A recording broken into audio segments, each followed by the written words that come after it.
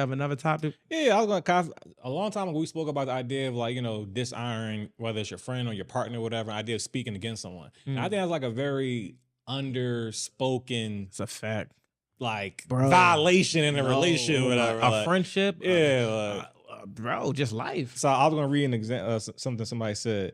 This girl was like, I used to think venting to my friends was harmless, just a way to express my emotions in the moment. But I had to learn the hard way that words have weight. And once they're out there, you can't take them back. I once said things about my ex that I didn't even truly mean. But when he saw the conversations, who knows how, the damage was done. I don't even want to know how bro. Right. Bro got them convos. It's okay. The hurt and disrespect that he felt forgive you, bro. were real.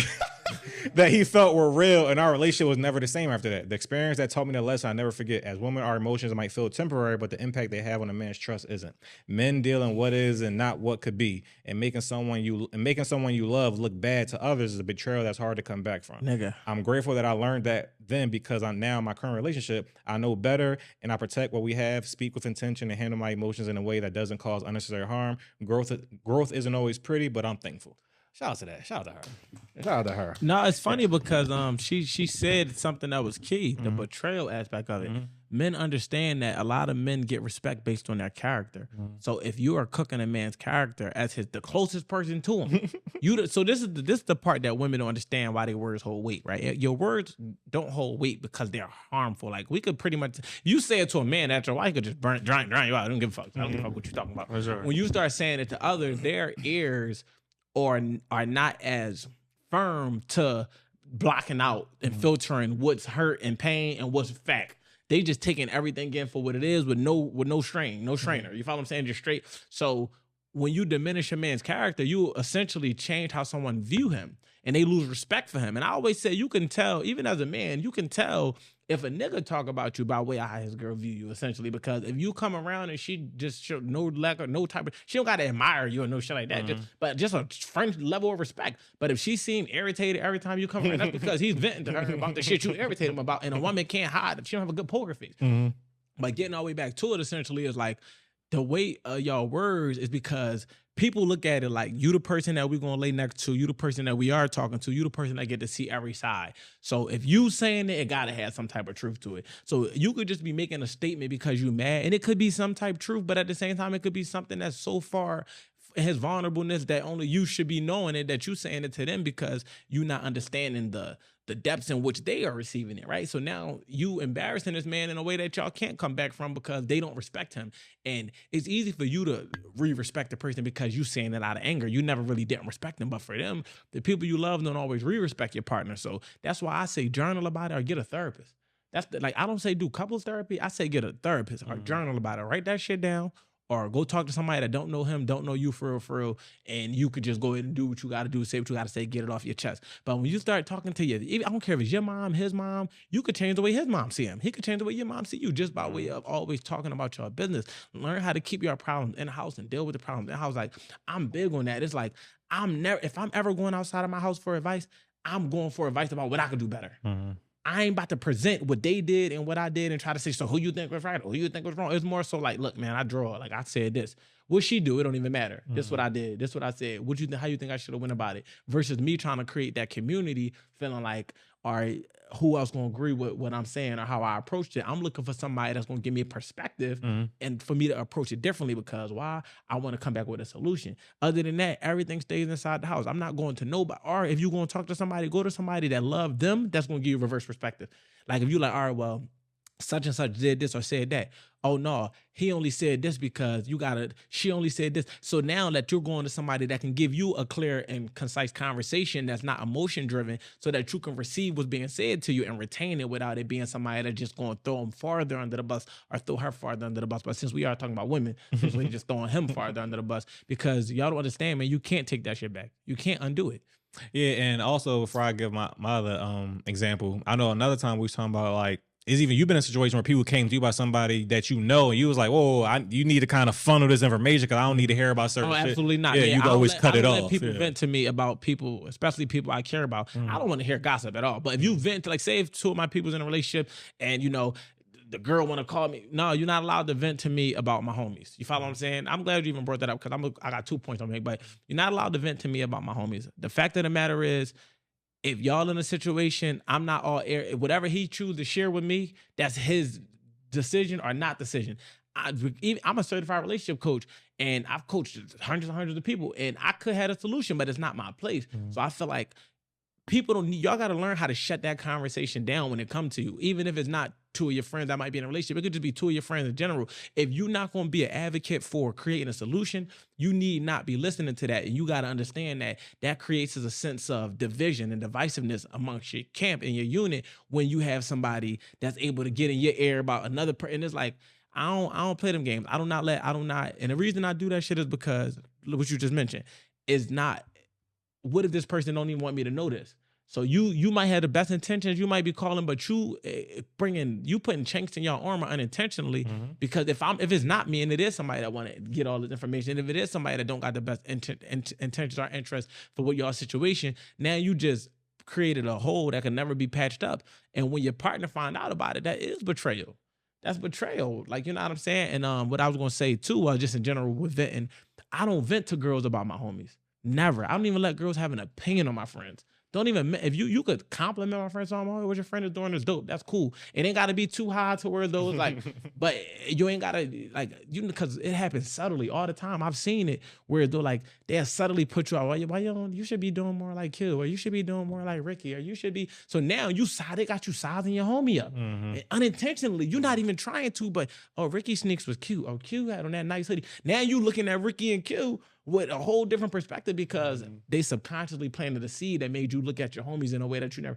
I don't play them games. Don't mention my homies. Don't ask me about their business. I'm not telling you their business. Don't ask me about our business. Don't ask me if I'm having a conversation with them and they might speak loud. Don't ask me why they was talking like that. Mind your business. It's none of your business. We men. We know how to deal with each other. We know how to handle this shit like men. You have no place in this conversation and you have no place in this friendship. And I'm not about to allow your woman's perspective to change the way I view my friends by you giving your opinion that wasn't wanted. We're not doing that. And a lot of men need to understand that because they tell y'all, oh, your chick the realest nigga on your team. Shut the fuck up. How can she be the realest nigga on your team when she's not even a nigga, for one? And for two, emotions fluctuate. So at the end of the day, it's like, I'm not saying that they can't have your back, but at the end of the day, they don't understand the way men operate, the way we think, the way we check situations, how we understand how to resolve things and how we can get passionate and understand that we still not disrespecting one another. So when you allow them to end because, oh, let me tell you what happened with me and such, I don't know if y'all doing it because y'all want to look cool, if y'all want to look thorough, y'all want to look, I don't know what the end all be all the result of, or you want to look like you the boss of the friend group, whatever. I don't know what y'all reasoning is, but stop involving y'all women in your friendships because that's when they get shaky. That's when your perspective get altered. And that's when they start to learn how to use that shit against you. Now, because they know all this, they know who you really don't fuck with. They know what you really thinking because you open your mouth too much. You got to learn how to just let that shit be what it is and talk to them about shit that pertains to y'all, shit that pertains to them, life plans, dreams, all of the other shit in the world. But leave your friends off to the side. You know what I'm saying? Question. Is it the same vice versa? Let's say your girl is having a situation with her friends. Do you ask? I could say it. I would never ask. Absolutely not. I don't know. It's none of your business. I don't give a fuck. I don't give a fuck about we don't give a fuck about most shit. Yeah, no, like, no, that's so shit. if you ask me if I ask, if she bring it to me, Yeah. in most cases, I'm the one that's going to, all right, I'm going to hear you out. I'm not going to fucking try to just offer you a solution, right? I'm not just going to force a solution down your throat, but at the same time, I'm going to give you perspective so you don't fuck up a friendship. Because real quick, not saying that you would ask, but oftentimes solutions are needed. Yeah. So I feel like oftentimes we don't really need solution with our friends. Like we're fine. Yeah. But I feel oftentimes they do. So would you be like, yo, like what's going on? Such and such, like.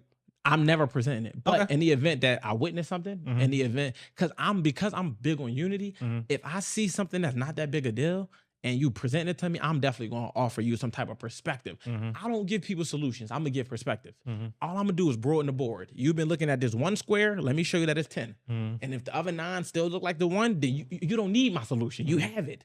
But if the other 9 look better than the one, then maybe you just been focusing on the one when you should have been focusing on the full picture. And that's what I do. So even in my relationship, if my ex would have been like, oh, look, this is going on, that going on, I'm going to listen. I'm going to let her vent, let her get her points across. Then I'm going to offer perspective. If it's every conversation don't always call for that. Sometimes I just let her talk and I don't say shit. But then I might come back to it and remember that time you mentioned this at a better time. So, because the reason being is I'm not going to let you be nearsighted and fuck up a genuine friendship because somebody ain't come to your birthday party. Like, for real. And also I was going to say is like, I've been through that. So, no, before I even say that, all the time I feel like what women also don't really get is that course. So I hear in the streets, niggas be pillow talking. It's cool. It happens. But average woman is talking about shit more than average man. I believe. 1,000,000%. Cool. But I don't. especially Gotta do. We. I guess that's one of the things we can say, but I don't know the numbers of the world because we don't know what happens on these pillows. But but end of the day, is like many women are talking about their relationship to their friends, 100%. and men typically not, whatever. No. And one thing I never understand about the women is shit can be bad, it can be real arguments, real situation, real shit I got to figure out. And that's shit I always understand and believe that definitely needs to be in house because y'all need to figure that shit out as a unit before 100%. You would ever think about bringing in other people part of it. I don't understand that. And I remember me and my girl went through that where she wasn't even that deep, but she was talking to people. And I remember one time I heard that she was telling me, like, yeah, you know, because you wasn't saying nothing about you worrying about how you was gonna look. I'm like, I promise you, I'm never worried about how I'm gonna look. I'm trying to always protect how we look though. Bruh. And you don't even have that foresight to realize that one, you like a nut, and like you trying to make us like a nut. I look fine, so I'm always trying to protect us as a unit though. Like. Yeah, it's about because that's the thing is that's as men, our protection is not one dimensional. It's so multi-layered that they just think that is a physical thing, or sometimes like they not understanding that we also are protecting the unity of the family. So if I'm the leader of the family and I'm bringing water onto the ship, then that's a weakness. You follow what I'm saying? Like, that's why I said men protect the front door, women protect the back door, because they the ones that typically allow their emotions to force them to open up the back door. Why? Because they need that second opinion. They need that validation, that reassurance that they right or you wrong. But I always just say, if you ever want to ask your woman, would you be okay if your kids went outside telling people the shit that going in the house? And they'll get it immediately.